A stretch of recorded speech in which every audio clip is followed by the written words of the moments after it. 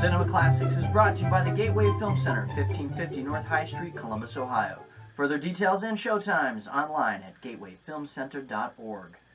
The award-winning Cinema Classics is produced by John DeSando and Johnny DiLoretto.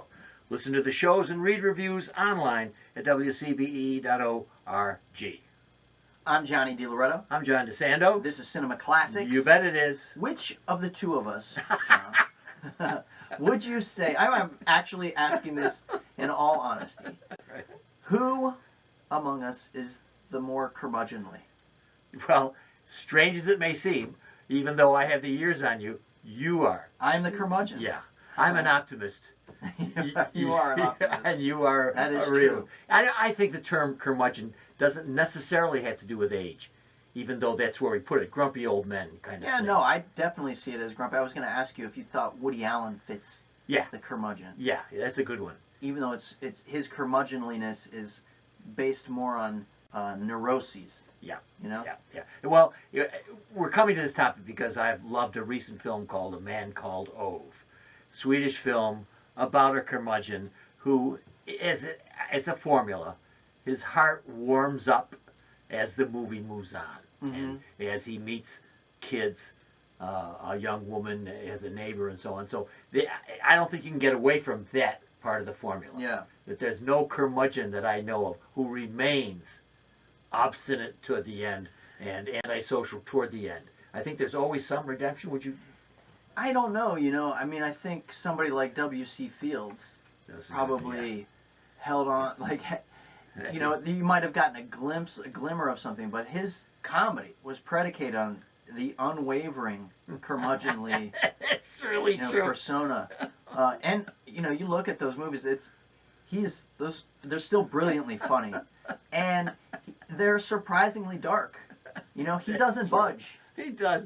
Now, what about one of our favorite guys, Clint Eastwood? He plays He's played in Gran Torino, and I thought he's a modern curmudgeon. Yeah, I love that. He definitely is a curmudgeon there. He's grumpy. He's A vet. angry. Yeah.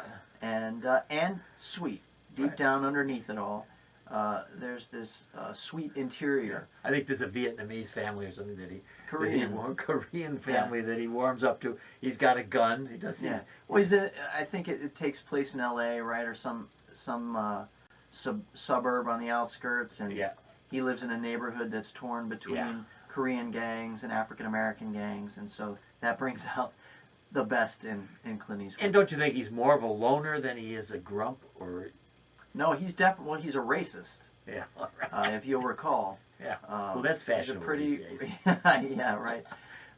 He's a pretty rough and tumble racist whose heart is warmed. All right. By the friendship that he has with the young boy next door. Well, here I am, always currying to your favor. Yeah. The curmudgeon in It's a Wonderful Life. Uncle Billy.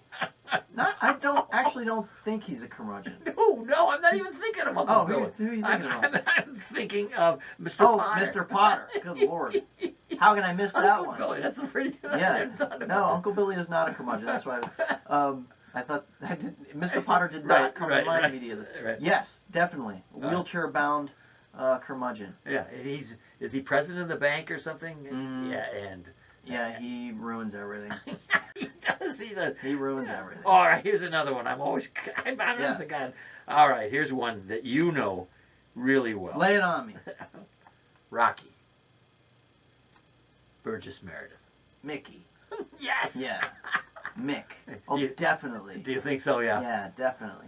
There's something about a curmudgeon that is powerful cinematically because they're so consistently antithetical to what you want. Yes. You know, you want to see people connect. You want to see warmth happen, right? And a curmudgeon is constantly grinding against that, which creates a great dramatic tension. Yeah. Then, what happens? It's all the more emotionally powerful when that exterior cracks. Good one. And it does for Mickey. That's one of the great scenes. Does that for Mickey? I mean, there's the scene in the first Rocky when he breaks down after kicking Rocky out, locking him out of his locker. When he knows that Rocky's getting a title shot, he shows up at his apartment and he sort of grovels and asks also for the shot.